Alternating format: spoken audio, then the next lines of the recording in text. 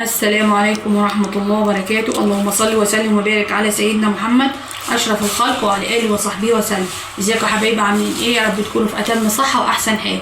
قبل ما أبدأ الفيديو ما تشتركوا في القناة وتعملوا اللايك كده فضلا وليس أمرا، ويا ريت كده لو أول مرة تشاهديني ولسه ما اشتركتيش يا ريت تشتركوا في القناة وتشاركوا الفيديوهات لحبايبكم عشان القناة تكبر إن شاء الله.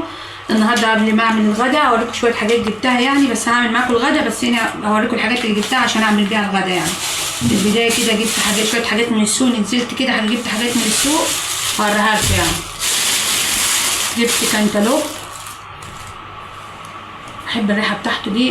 كانتالوب كان عامل اللهم صل على النبي 15 جنيه. جبت 2 كيلو بس احطه في الثلاجه يسقع كده، وبعد الغدا ان شاء الله ناكله. حطه كده افضيه معاكم طبعا على طول كده عشان ايه مفيش وقت يعني، هعمل ادخل في الغدا على طول افضيه معاكم. جبت 2 كيلو بس، ما كترتش عن 2 كيلو يعني. 2 كيلو زي ما بقول لكم ب 15 جنيه.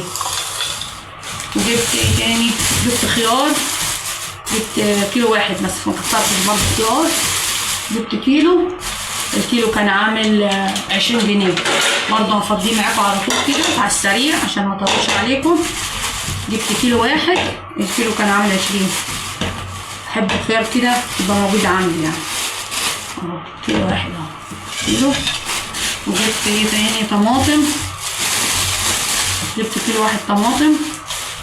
الطماطم كانت عامله 20 جنيه برضه، بس ما رخصتش الطماطم، مش عارفه ليه مش راضيه ترخص الطماطم.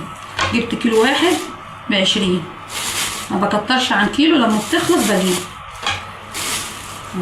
كيلو طماطم ب20 جنيه. وجبت كمان كيلو سمنه، جبت كيلو سمنه بس ده هحطه في التلاجة عشان يجمد شويه عشان اعرف اطلعه من الكيس يعني. كيلو سمنه، ده الكيلو كان عامل 100 جنيه. وجبت ليمون،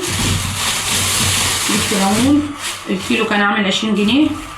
جبت نص كيلو ليمون، النص كان عامل 10 جنيه. ونص كيلو طبعا نص ب10 جنيه. وجبت ايه كمان؟ جبت بيض، البيض رخص شوية عن الأول، البيضة ب3 جنيه، 3 ونص. جبت بيض وفطار. وجبت ايه كمان؟ اللهم صل على النبي. جبت بسبوسة، جبت كيسين بسبوسة، بس كيس البسبوسة غالي، بدل ما كان ب20 بقى ب21 يعني. جبت كيسين يبقى موجودين عندي عشان كل ما اعمل يبقى موجود يعني. جبت كيسين. وكمان كان في عرض عندي اللي بيبيع سمنة، كان عامل عرض على الزبادي، الستة كانوا عاملين 40 جنيه، بس احنا ابني خد واحدة منها، دول كانوا 6 بس بقول لكم ابني خد واحدة منها، دول عاملين 40 جنيه الستة يعني الواحدة واقعة من حساب 6 ونص كده يعني، 66 قرش كده، دول 40 جنيه. حلوة الزبادي، حاجة مغذية أحسن من الشيبسيهات والكراتيهات.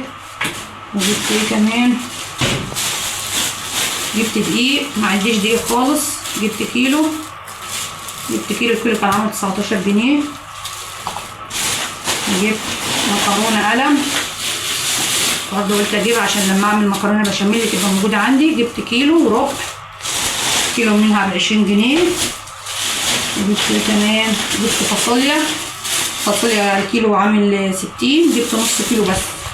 بحب برضه الفاصوليا كده لما نطبخها ولا كده تبقى موجودة عندي، طول ما هي موجودة عندك من السنة للسنة ما تحصلهاش حاجة يعني. جبت نص كيلو 30 جنيه. جبت تاني موجود تاني، بس مفيش حاجة تانية موجودة، هي الحاجات. لا وفي حاجة تاني، جبت البطاية دي، اجيبها لكم هنا كده عشان لو مش باينة اهو. جبت البطاية دي حلوة يعني، لسه طازة مذبوحة لسه، ده دابحينها دلوقتي. الكيلو كان عامل 80 جنيه. هطبخها النهارده ان شاء الله. نزلت عشان اجيبها وجبت الحاجات دي معاها طبعا اهو.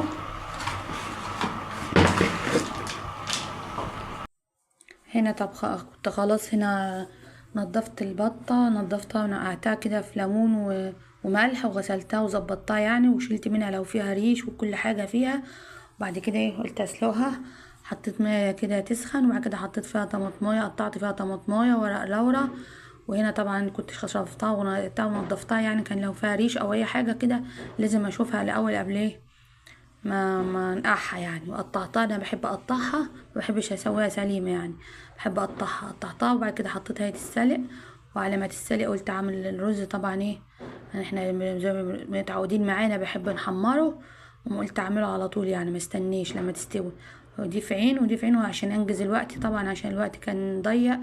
قلت ايه اخلص كله مع بعضيه كده. كانت زي ما انتوا شايفين الفرخه البطه كانت بتتسلق.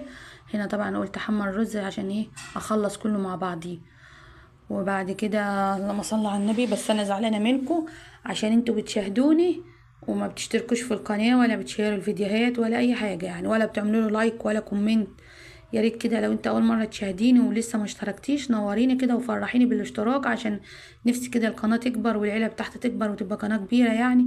مش كبيره قوي بس يعني حتى على الاقل ايه تحقق الشروط يعني.